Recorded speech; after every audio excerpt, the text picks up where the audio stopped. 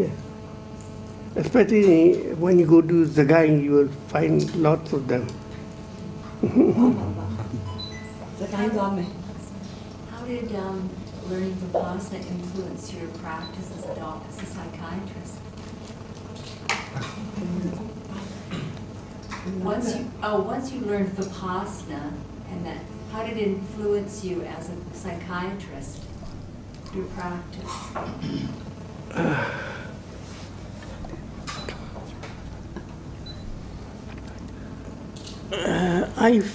I find it quite difficult to answer this. When I was working as a psychiatrist, I wasn't go very deep in meditation then, you know. So I don't know how to handle them in a Dhammic way. But now, what I can reflect and see their life is, these are all due to their past karmas, which they have to suffer in this life. And some can benefit from meditation if they choose to take one, but some couldn't take it. It's so deeply in them, I don't think they can sit and they go. Yes. And just normal anxiety-like things can be cured, no problem. Yes.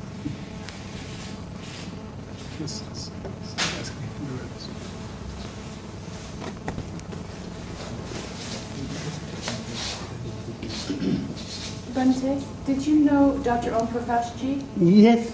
Yes. He was a little younger than you, or older? Oh, very much, very much.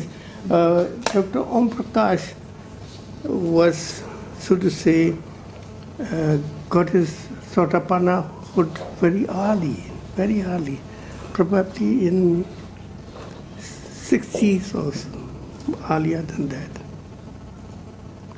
But I heard a story where he was changing into sotapanna hood.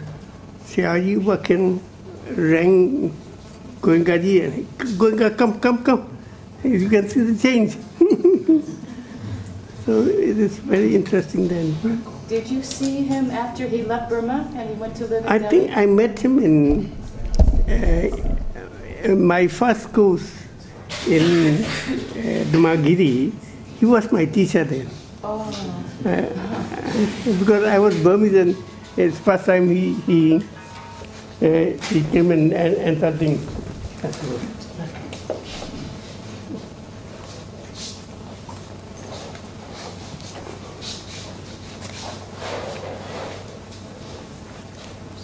Sarabdurua, Dviralo, Batilala, which and there, what upon you, which and there, who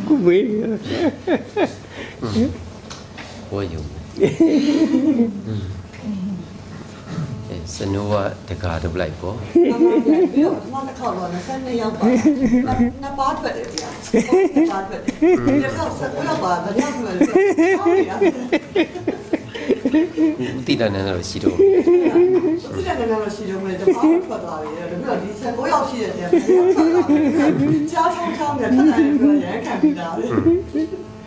Lady Alave thing anyway to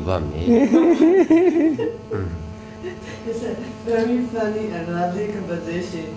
I'm talking with Sayadaw. If there's someone who would like to be a monk or nun, this is really welcoming and ready. And I'm teaching him back. The first yatra, we have 22 participants, and 2 become monks. And now I'm looking at my 19 participants of the second yatra, how many will come out? It will be a great chance for me to sponsor your organization, as I did with Goenka and Usidan. So I'm coaching tiger. Crouching tiger. So this Srila Nanda, when he started to take a robe, there were people from the riverbank, they decided to become the, what you call, donors for his clothes and everything. Because we take it as a chance for us to gain merits by doing that, you know. So if anyone comes, you can come with no money.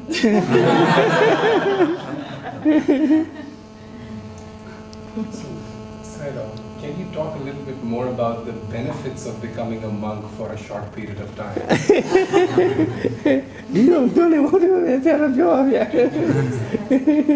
Sarah, can you speak very well?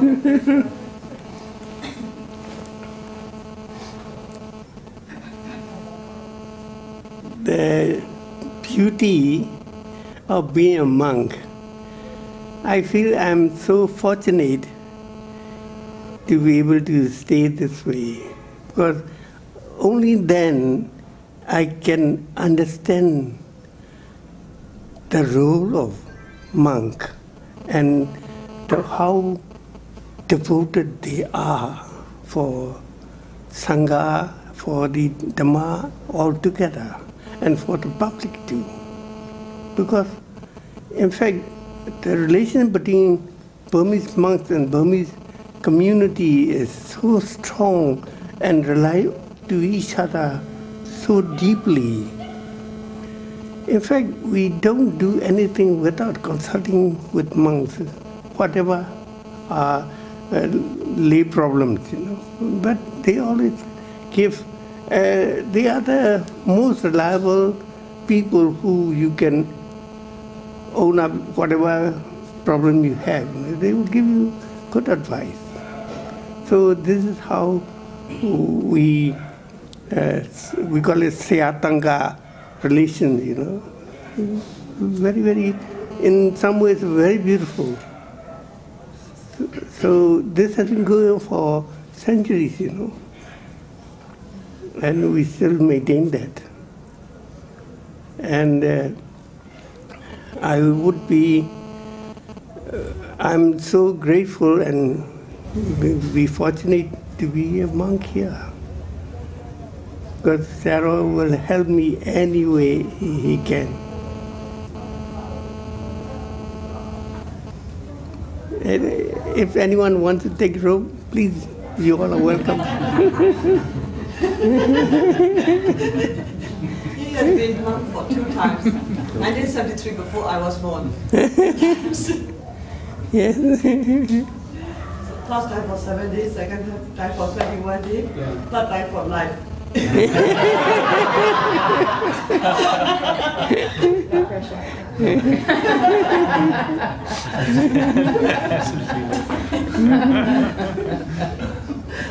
So I'm thinking one step further. Instead of some of us coming here to become monks, we should take Sangha to our countries, establish monasteries in our countries. You can do that if you want to.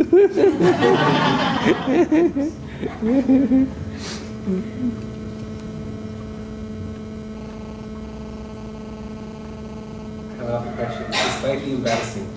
Is there a polite way to ask a monk about his status, his accomplishments, or is it something that you should never ask a monk? Yes, we don't say things. And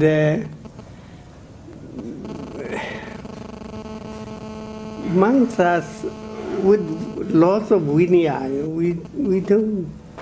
We have so much. We have to keep ourselves.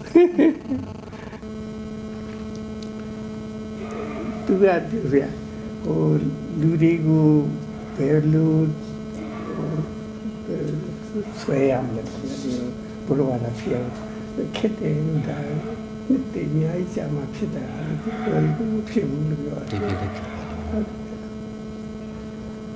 takes a lot, yes. It has come from heart.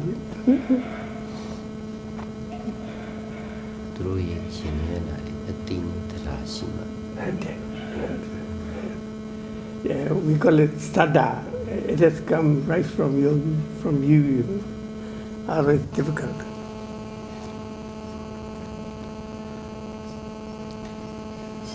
The Sangha, as I see it in Burma, is playing many roles. Yes. The monastery in the village supports education, gives advice, practical advice, spiritual advice, many, many different roles. Yes. What did the Buddha actually intend the Sangha to do? Because if we are to take the Sangha and establish it in the West, there are already universities for education and hospitals and lots of other things that the role that the monks are playing for the village are already being done by many established institutions. So that cannot be replaced. So what would be the central role that the Sangha would play if we were to establish more Sangha in the West?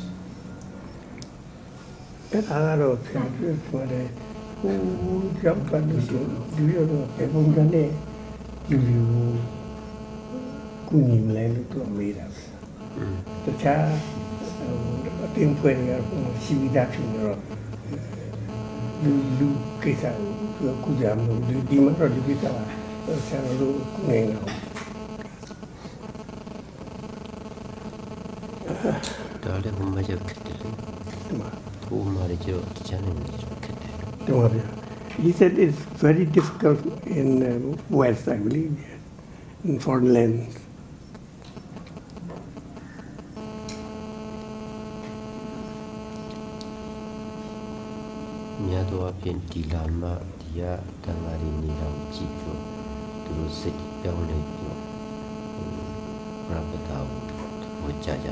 Okay. So Okay.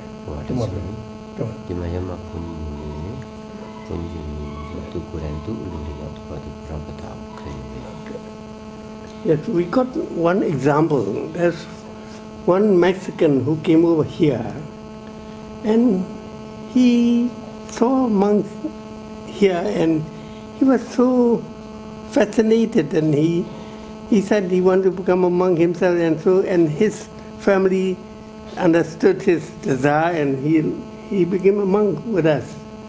And he was very happy.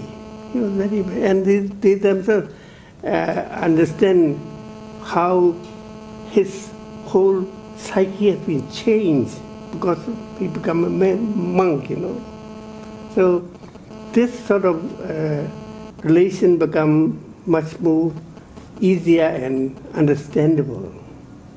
So one has to come here and see the Sangha going on, and then you take the road. That's the best. Of course, there are a few monks here, like the one who you saw in the book. They are the one who is in America now, like Uttilananda. They have been years there. Uttilananda died a few years ago. About 2 years now.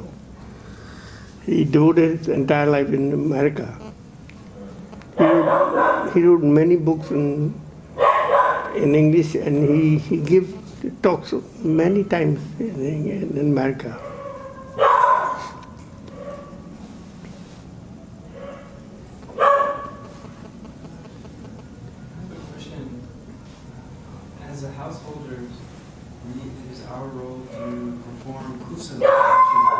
Kusala action.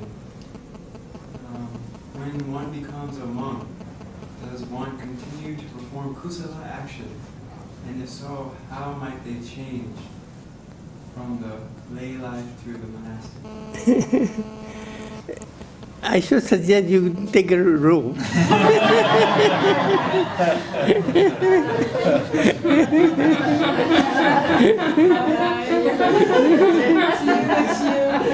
Seeing is believing, Can I just the last question I found very interesting. If you Sayadaw allows me to answer my thing. You're asking what the role of Sangha is. It doesn't sound humble, but I mean it's very humble. I think the role of Sangha is to attain Nibbana and to show others the path to Nibbana. And as a Sangha, you have this full time for doing this.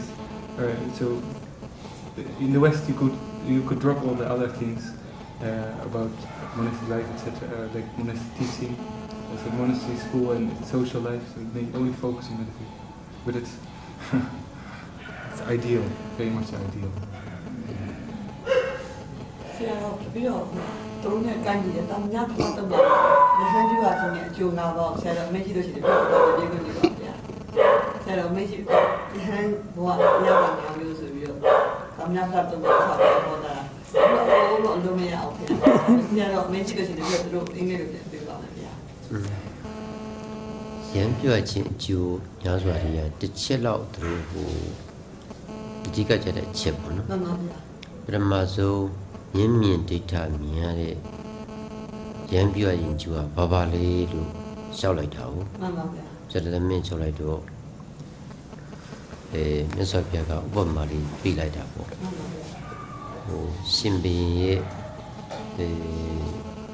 ဂျုံတယောက်ဆိုပါစို့ မှန်ပါဗျာ တဏ္ဍာရောတဲ့ဝင်လာပြီးတော့229တွင်တီလာတိခါဘူးဒီစောက်တီလိုက်ရင်ရှင်ဘုရင်ကသူ့ကိုရှ िख ိုးရပြီ မှန်ပါဗျာ ပုံမှန်ဆိုရင်တော့ဒီဂျုံကရှင်ဘုရင်ကိုအမြဲတမ်းရှ िख ိုးရတယ်ယူတရားလေးစားတယ်နော်အဲ့တော့တီလာရဲ့အစွမ်းကြောင့်ရှင်ဘုရင်ကဒီကိုယ့်ရဲ့တပည့်အနေဆုံးကိုတပည့်ကိုရှ िख ိုးရတယ်ဒါဒီနံပါတ်1ရတဲ့မြင့်မြင့်တဲ့အကျိုးပဲနံပါတ်3ဆိုတော့ဇန်တရားတွေမတရားတွေဖူတရားတွေရအောင်နိဗ္ဗာန်တွေပေးပြီးတော့ကျင့်လိုက်မှတတ်ဖို့ရရင်တော့အမြင့်ဆုံးအကျိုးပေါ့အဲ့တော့သူသိချင်တာကပထမဆုံးဟိုဟာရခက်တယ်မြင်ရတဲ့လက်တွေ့အကျိုးတွေကိုပြောပြပါလို့ပြောတဲ့မြတ်စွာဘုရားကအဲ့လိုရှင်းပြလိုက်တယ်